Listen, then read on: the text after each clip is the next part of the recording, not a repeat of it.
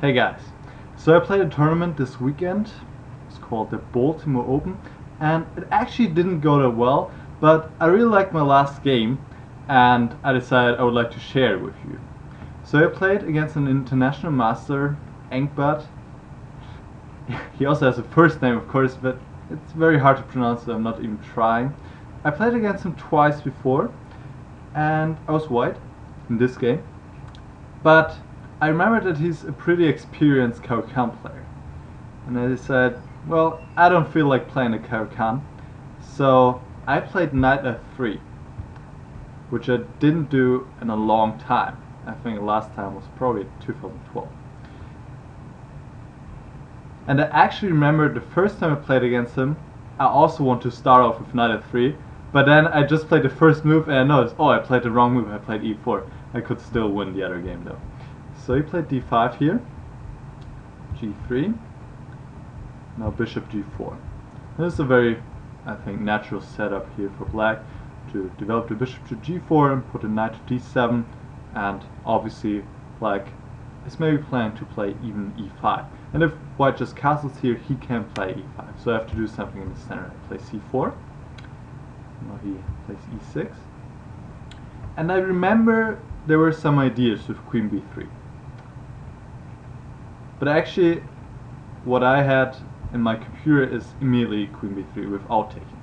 So I took on d5, and I thought, this double attack looks promising on d5 and b7.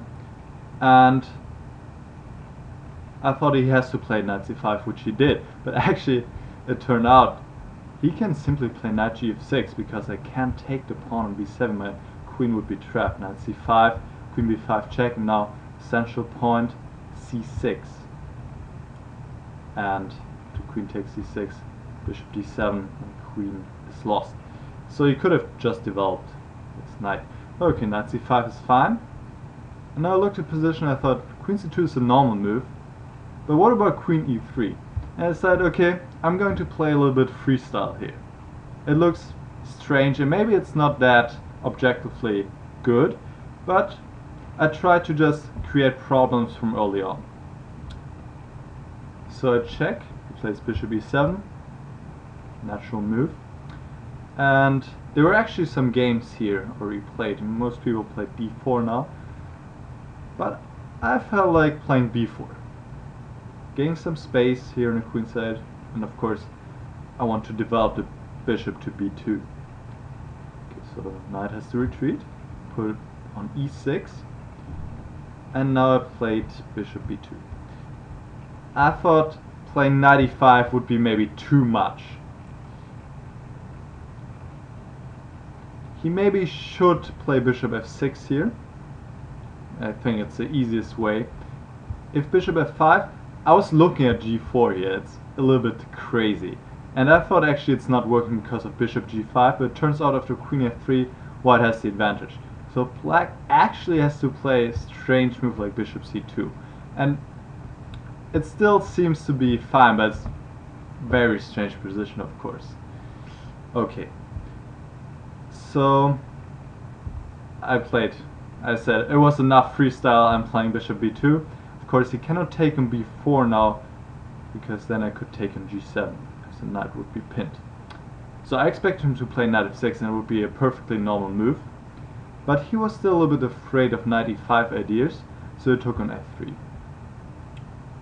And I was happy to see it, because now this whole operation, I gained something from it. I gained the bishop pair. Queen takes, now the pawn d5 is attacked. So if he takes on b4, I take on d5, would be a good exchange for me. So he played c6. And now the pawn is hanging on b4. And I thought if I just defend it with my queen, sooner or later it will become a weakness, because he can play a5, and I thought it's going to be a problem in the future. So I played b5. And now he played bishop f6. I didn't see this coming actually. I was looking, well, of course, knight f6. I think here I maybe castle, or I can even play knight c3 to still have the pressure on d5. well, if he takes, of course, he can't take, because then I take on d5. And I think it's just a normal position, probably around equal. But I was also looking at queen b6. That was kind of interesting, pinning the pawn. But now I also play knight c3, and if he now tries to win the pawn with d4, attacking knight moves and he takes on b5, then I can take on c6. I was looking at this a little bit because both my pieces are hanging here on c3 and b2, but it turns out I have very strong play here with the pawn. If he takes on b2 and rook b1, and if he takes on c3, I can probably simply take back. And I have two beautiful bishops here, and in the next move I will also take on b7 because he cannot take himself. I would win the rook here on a8, so this is pretty good for white. Well, I think bishop f6 makes sense to exchange the bishop, and I didn't really want to exchange it, but I didn't really see another way to play. I played queen b3. I was looking a little bit at knight c3, but I thought he might win a pawn here with knight d4, so queen is attacked and knight c2 is threatening, so queen d3, and now knight takes b5. And if I take on b5, then he takes on b2. I looked at it with the computer, and the computer says white has good compensation here, playing rook b1, but I'm not sure about that. I feel like the pawn structure of black is very solid, and I don't know. I didn't want to do that. Okay, so I play queen b3, and here he played c5. Again, I was not expecting it really. I was actually expecting him to take on b2 and just develop knight f6. I thought, okay, I'm going to castle, and well, maybe I can have some pressure here on the c5, I don't know. Okay, we played c5, and now I took on f6. Actually, it might have been better to just keep on developing knight c3 and put on pressure on d5. But it's a very strange position, because I haven't moved e or d pawn yet, and he can maybe play c4, things like that. It's a very, very strange position. Okay, I took on f6. Here we go. And knight takes f6, and now I played knight c3. Again, now threatening to take on d5. He played knight d4, which I kind of expected. If he plays c4, then I probably put the queen on b4, and he has a problem. He can't castle now. He can't play queen e7 because he has to keep this pawn protected. So this might be a little bit unpleasant for him. So knight d4 is, I think, a good move, queen b2, and now he castles, because now the pawn on d5 is not hanging anymore. So I castle 2, and he played queen d7, I think also very natural move, also protecting a pawn on b7 in some cases, connecting rooks, makes sense. e3, knight e6, and I don't want to give black too much time to organize himself, because he probably puts the rook on c8 and d8, and here's a stable center, so I want to do something there. Played knight e2. I was also looking at playing d4 immediately, but I didn't like it too much. He takes once, take back, and now he doesn't take on d4, because I can play knight takes d5, and this is pretty good for white. But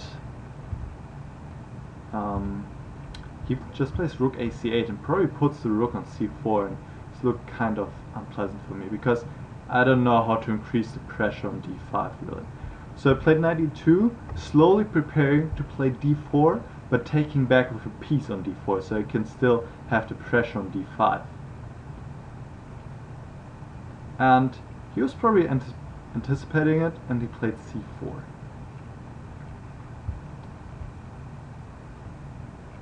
Also, yeah, well, he also wants to obtain the square on d3 now. And it's a very unusual pawn structure here with the pawns on d5 and c4. At least I've never seen something like that before. Well, I saw c4 coming a little bit, and I just keep preparing my move on the d5. Played rook fd1.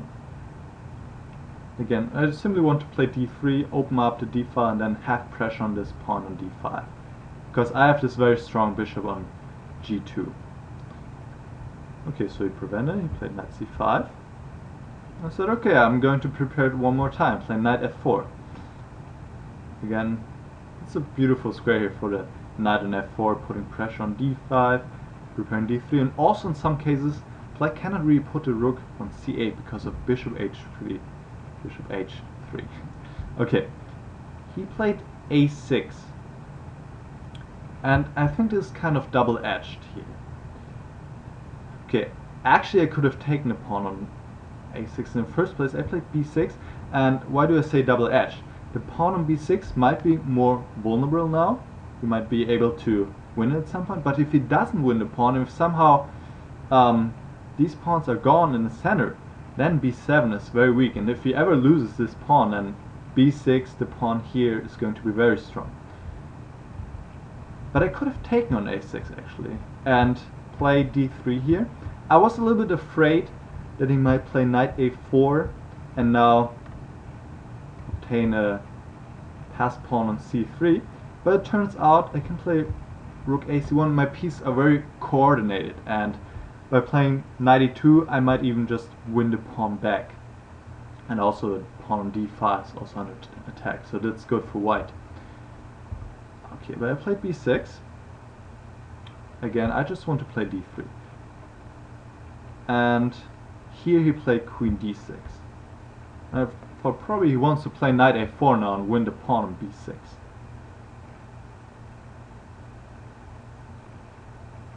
So now I played d3. I just ignored it. I just said, okay, I'm going to play in the center. And here he played it for me completely unexpected move. He played g5. I didn't see it coming at all, and I was shocked because such moves, if they work, I would be in big trouble. But I was fortunate it didn't work for him. He should have probably just taken on c3, on d3. I take back, knight takes, rook takes, and now rook ac8. I have some pressure on d5, but it seems it should be still around equal, even though I would of course prefer to play with white. By the way, if he tries to win this pawn now on b6, let's say he takes on d3 and he plays knight a4 now, then queen d4, now attacking a knight takes, and here I have very strong pressure. Rook ab1, knight ft7, knight f4. This position is pretty good for white. Okay, but he played g5. And of course the idea is if I move the knight now, then the pawn on d3 would be hanging. But fortunately I have a counter tactic, knight takes d5. So I was a little bit lucky in this position that I didn't see this move, but I had something. Knight takes d5 works here. Okay, he takes, of course. I mean, knight on f6 is also hanging, and now d takes e4. Queen d4 is also possible. It's also better for white, but I like d takes e4. I actually missed his next move again. It was actually just crazy. I was a little bit short on time, but still I should at least see his moves a little bit. He played queen f6. I was only looking at queen takes b6, which is also very natural to take a pawn, and again the idea is here as well as queen f6 that now my queen is attacked, and if I take the queen then he moves away the attacked knight. But I can play queen e5, attacking still a knight, and of course also aiming at g5 now. And it seems there's no good square for a knight. You can't go to e7, can't go to f6 really because of rook d6. And rook d6 is the problem anyway for black. The knight b4. I don't take on g5, I play rook d6 first. And now you see all his pieces are on the wrong side of the board. And if he moves the queen now, I just take on g5, queen f6, rook d4. This should be mating attack for white. So I was looking at f6, and here white has a beautiful move, queen d5 check. And now, well, black takes, but white takes back with check and wins back the queen, and we see an endgame white is pawn up, pressure on b7, of course, very, very good winning chances here for white. But he played queen f6.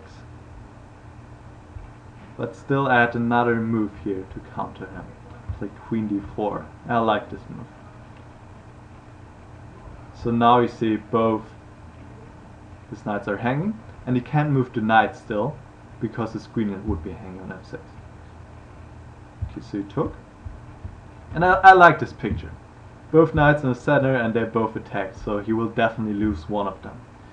But he has a counterattack, knight c3. Actually, from a practical point of view, it might be best for him to try knight a4. And here we reach a position where I'm simply a pawn up. But, well, he could still fight on, and, you know, it would require some technique from my side. Okay. After knight c3, he takes c5. Now he wins the exchange, but I mentioned earlier, if the center is cleared and my bishop is still on the board, this pawn on b7, it will be crucial, because if he loses it, these two pawns here, they will definitely march to become a queen. So I was actually looking at bishop takes b7 here immediately, but it's too much. I shouldn't do that. Black plays rook a b8, so looking at c6, but now knight b2, and I'm not fast enough. c5, knight d3, and notice the knight is taking away the c1 square here. So I can try c7. It's pretty cool here.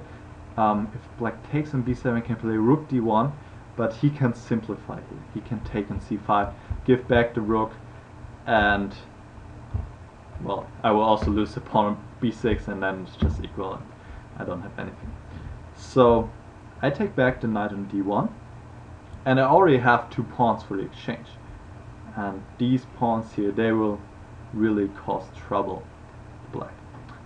So he played rook a c8, and if I take on b7, now he would take on c5. And, well, I can show this real quick. Take on c5, and I take on a6 now, and he plays rook a5, wins the pawn on a2, and then he puts his rook behind my pawns. And I was not sure about that. Maybe it's still good for white, but I felt like there must be a better way. And actually rook d5 is the strongest way to continue. So I protect the pawn and attack his pawn. And he protected with h6.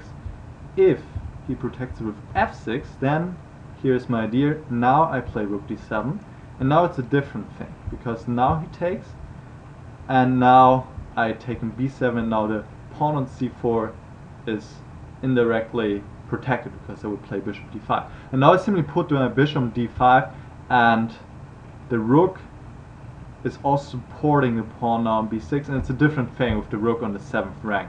That's just a way better version for white. Okay, so he played h6, and now I really like this maneuver here. I was very short on time, and I was getting a little bit nervous because I knew my position is very good, but it always takes something to win actually a good position. But then I found the right maneuver. It's rook e5 here. Still protecting a pawn, but now the rook moved out of the way, and I'm attacking a pawn b7 again. So he has to protect it. If he loses the pawn and he doesn't get anything for it, it will be, of course, just lost. So rook a b8, but now I attack it again, rook e7. And now he tries to win the pawn c5 again, but we see what's the difference now. Now the rook's on the 7th rank compared to the other position where the rook was on d1. If he actually plays rook fc8 here, I don't take with the bishop, I take with the rook. And here it's also very simple for white. Just play bishop d5, threatening b7, so he has to play rook c8, but now he will not be in time to stop these pawns, and of course I win. So he played rook bc8, and now I take, bishop takes b7, rook takes c5, and even if I put my bishop on d5, of course the position is very good. but I can even play strong. I can play rook c7 and chasing away the rook from the c file, and by doing so opening up the space for my c pawn. So he can take, I would just take back and queen the pawn. So he plays rook a5, and he wins the pawn on a2, but his counterplay with the a pawn is just way too slow. So from here on, even though I only had maybe 2 minutes, it was very easy to play. I just push my pawns and there's nothing you can do. Rook b2, c5, a5, c6, a4, and rook c8. And next coming, just take on f8, play c7, and promote a queen, of course. So he resigned at this point. So I thought that was an interesting game, especially because it was kind of freestyle, very unusual pawn structures, and then, well, some interesting tactics with the 2 knights in the center. I like that. I hope you liked it too, and I will see you next time. Bye.